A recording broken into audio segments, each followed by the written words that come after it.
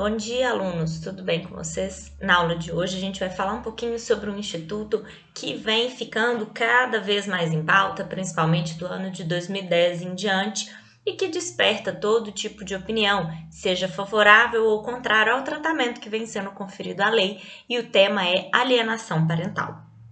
Primeiro, eu já vou pedir para todos vocês que estão com o documento de Word aí que eu disponibilizei, que abram para que a gente possa fazer o acompanhamento do tema juntos, ok?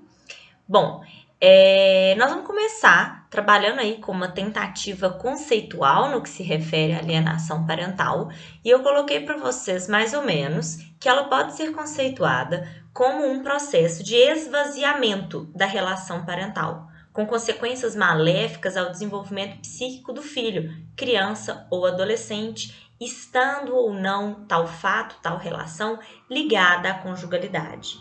Existe então a programação da criança ou do adolescente, feita proposital ou não por um dos genitores, para que ele passe a enxergar o outro de forma negativa, enviesada, com sentimento de ódio e de repulsa. Existe, pela prática da alienação parental, a desconstrução da imagem do outro genitor perante o menor. Existe também, com a prática da alienação parental, a intenção de dificultar o exercício da autoridade parental, do poder familiar, pelo outro genitor.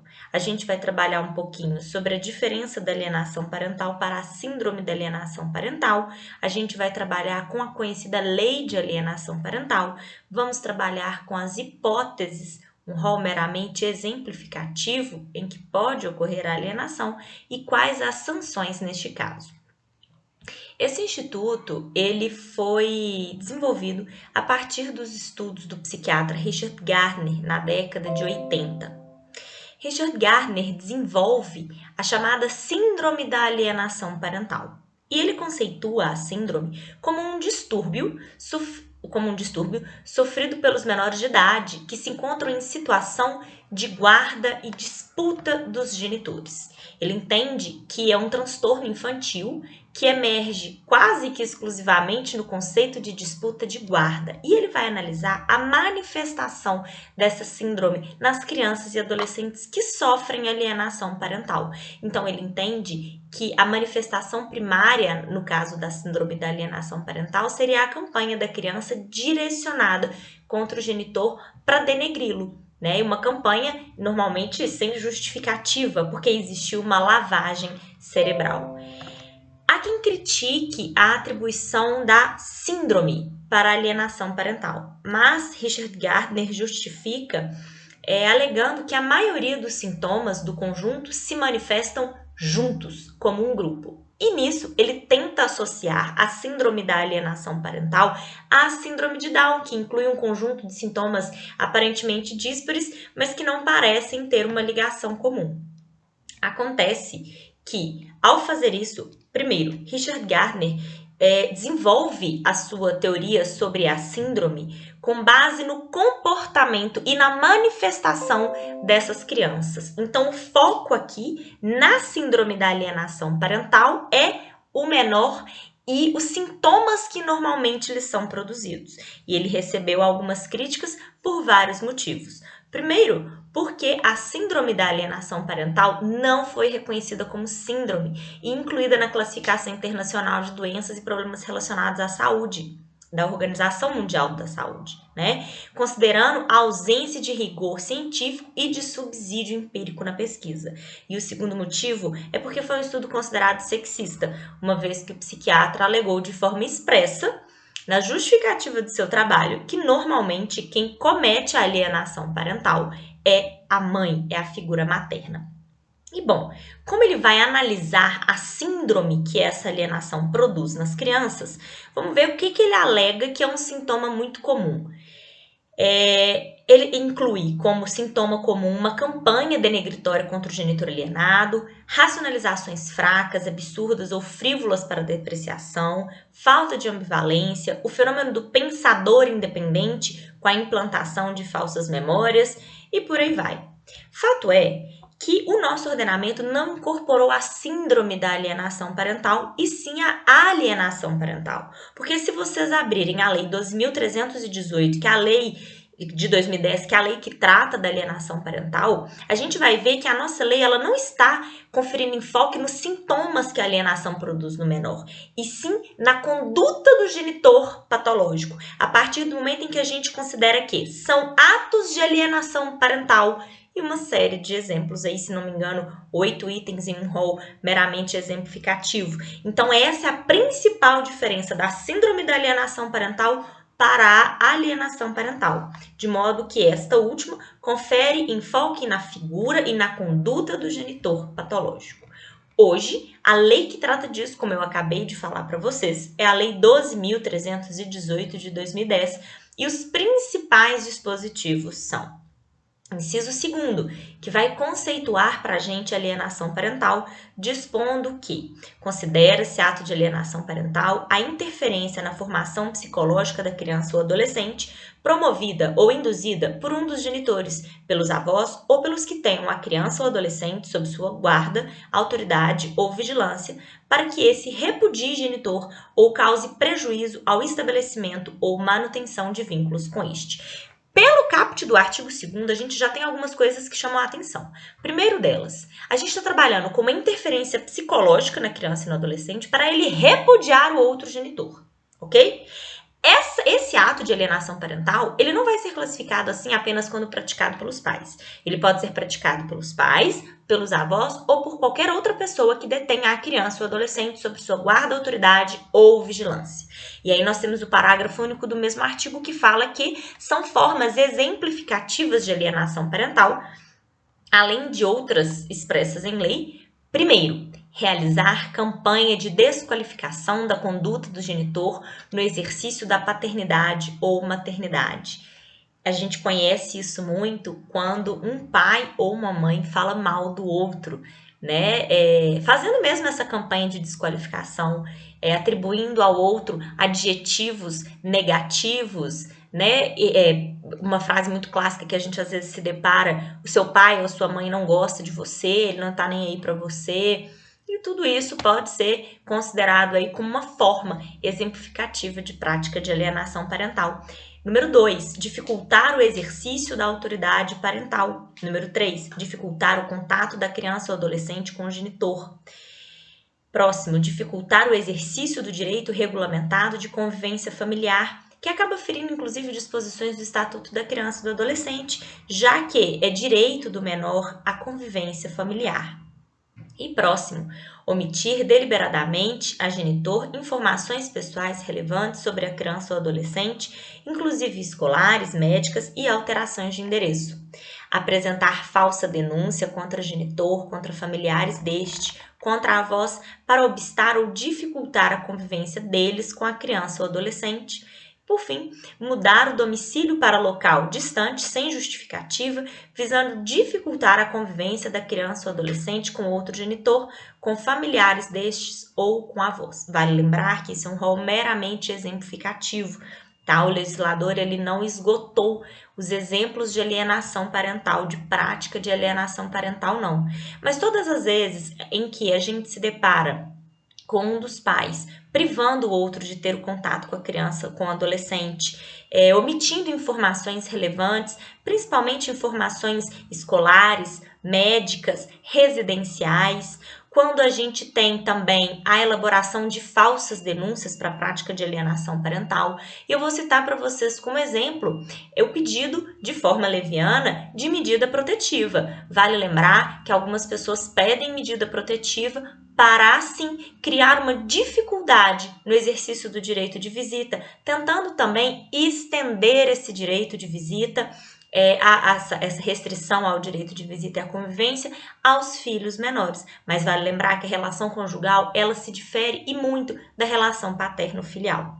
Vocês vão se deparar no dia a dia com desdobramentos que vão além da alienação parental, que incluem também a implantação de falsas memórias. É aí que o mero banho da criança se torna um campo fértil para alegações de estupro de vulnerável, para abuso, e é claro que o Poder Judiciário, diante de uma alegação dessa, vai tomar como primeira medida, antes mesmo de se apurar todo o contexto, uma restrição em relação à convivência para preservar o menor envolvido, que é presumidamente vulnerável.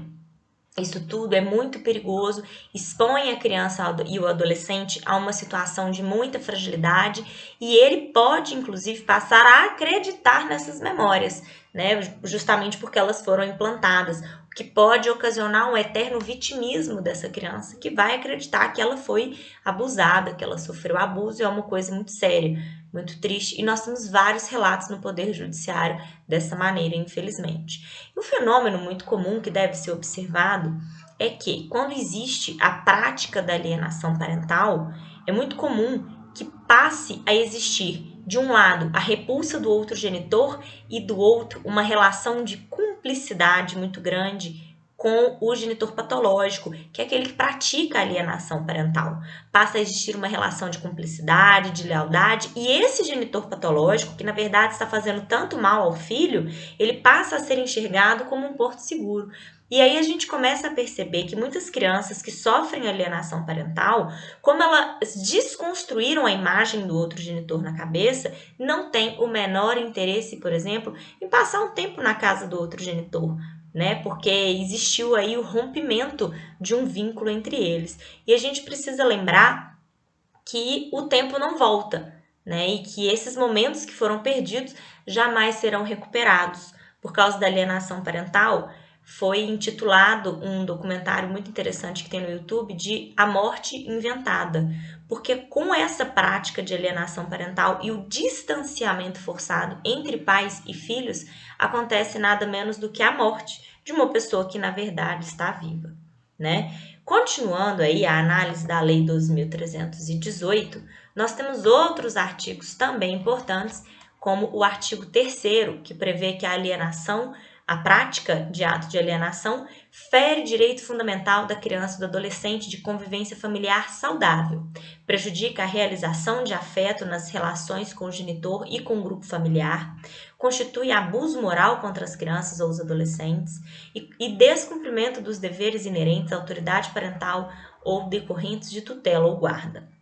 E aí, pelo artigo 4º, declarado indício de ato de alienação parental, há requerimento ou de ofício em qualquer momento processual, seja em ação autônoma ou em ação incidental, o processo terá tramitação prioritária e o juiz determinará com urgência, ouvido o Ministério Público, as medidas provisórias necessárias para a preservação da integridade psicológica da criança ou adolescente, inclusive para assegurar sua convivência com o genitor ou viabilizar a aproximação, a reaproximação entre ambos, se for o caso.